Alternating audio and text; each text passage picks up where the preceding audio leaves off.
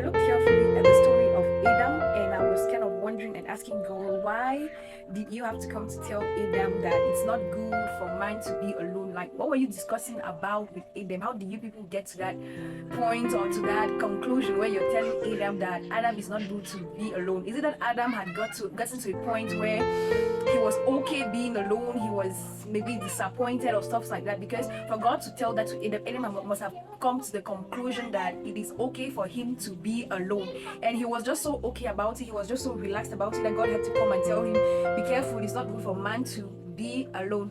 And I noticed that there's a transition that happened. Like, how do I know that Adam was searching and he did not find, and he gave up on his search? Because when God brings Eve to him, he's like, at last, this is the bone of my bones, this is the flesh of my flesh.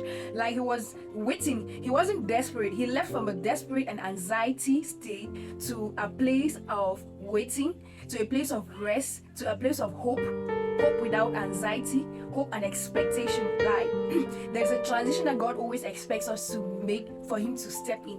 He wants us to enter his rest. He wants us to drop our own way of doing it, because we want to do it our own way, and that's why most of the times it keeps knocking off and it doesn't work.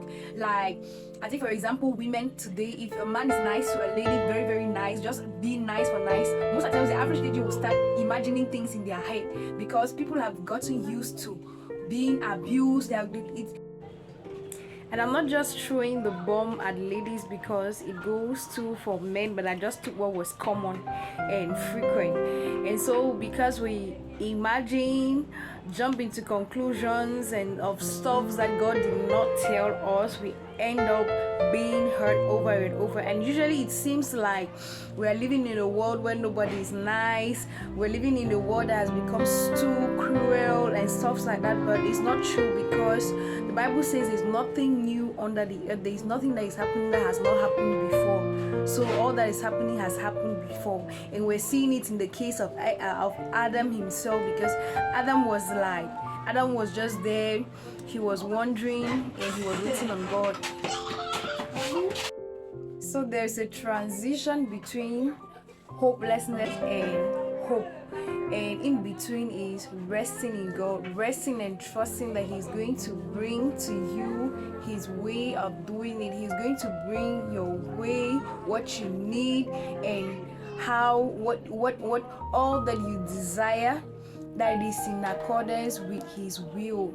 Resting and dropping off all that you're doing, all the attempts and every other thing that you're attempting to get the result yourself. And it doesn't make you lazy, it doesn't make you how do I put it, irresponsible, but you just rest and you are relaxed and trust him that he's going to bring the best to you.